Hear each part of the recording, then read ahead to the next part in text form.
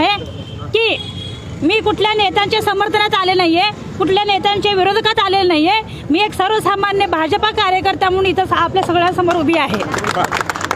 माझा सांगायचा हेतू एकच आहे की गेल्या लोकसभेच्या निवडणुकामध्ये आणि विधानसभाच्या निवडणुकामध्ये आमच्यासारखे सर्वसामान्य कार्यकर्ता जळलेला आहे आणि त्याला खूप त्रास झालेला आहे.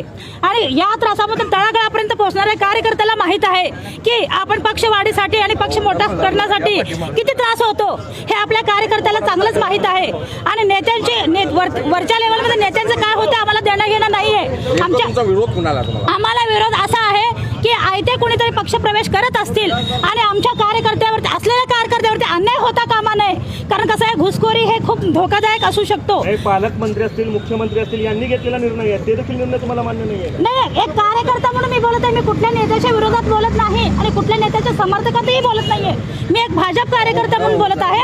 माझ्या भाजपा कार्यकर्त्यावरती अन्याय होता कामा नये आणि माझ्या भाजपा कार्यकर्त्यावरती कुठलाही कसं त्यांची जागा एकनिष्ठ आहे आणि एकनिष्ठांना न्याय देण्यात यावा आणि एकनिष्ठ कार्यकर्त्यासोबत सगळ्यांनी असावा.